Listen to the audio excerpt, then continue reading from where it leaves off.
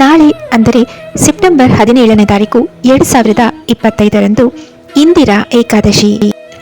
ಏಕಾದಶಿ ಎಂದರೇನು? ಏಕಾದಶಿ ಎಂದರೆ 11ನೇ ದಿನ ಎಂದರ್ಥ. ಶುಕ್ಲ ಹಾಗೂ ಕೃಷ್ಣ ಪಕ್ಷಗಳ 11ನೇ ದಿನ ಬರುವ ಏಕಾದಶಿ ಶ್ರೀಹರಿಗೆ ಅತ್ಯಂತ ಪ್ರಿಯವಾದ ದಿನ. ಆಧ್ಯಾತ್ಮಿಕ ಉನ್ನತಿ ಬಯಸುವವರು ಏಕಾದಶಿ ವ್ರತ ಆಚರಿಸಬೇಕೆಂಬುದು ಶಾಸ್ತ್ರಗಳ ಸೂಚನೆ. ಏಕಾದಶಿ ವ್ರತಾಚರಣೆ ಏಕೆ ಮಾಡಬೇಕು? ಏಕಾದಶಿ ವ್ರತಾಚರಣೆಯ ಮಹಿಮೆಯನ್ನು ವಿವರಿಸುತ್ತಾ ಪದ್ಮಪುರಾಣದಲ್ಲಿ ಹೀಗೆ ಹೇಳಲಾಗಿದೆ: 3 ಲೋಕಗಳಲ್ಲಿ ಏಕಾದಶಿಗೆ ಸಮವಾದ ವ್ರತವಿಲ್ಲ.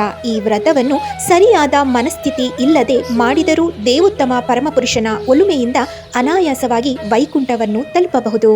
ಏಕಾದಶಿ ವ್ರತವನ್ನು ಹೇಗೆ ಆಚರಿಸುವುದು? ಧಾನ್ಯ, ಬೇಳೆಕಾಳುಗಳಿಂದ ತಯಾರಿಸಿದ ಆಹಾರವನ್ನು ಸೇವಿಸಬಾರದು. ಹಣ್ಣು, ನೆಲೆಗಡಲೆ, ಹಾಲು, ಮೊಸರು, ಸಬ್ಬಕ್ಕಿ ಸೇವಿಸಬಹುದು. ಹರೇ ಕೃಷ್ಣ ಮಹಾಮಂತ್ರವನ್ನು ಜಪಿಸಬೇಕು. ಭಗವದ್ಗೀತೆಯನ್ನು ಓದಬೇಕು.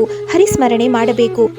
ದೇಹದ ಆರೋಗ್ಯಕ್ಕೂ ಆಧ್ಯಾತ್ಮಿಕ ಪ್ರಗತಿಗೂ ಏಕಾದಶಿ ವ್ರತ ಪೂರಕವಾಗಿದೆ.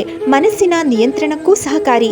ನಾಳೆ ವ್ರತ ಆಚರಿಸಲು ನೀವು ಪ್ರಯತ್ನಿಸಿ ನೋಡಿ. ಹರೇ ಕೃಷ್ಣ.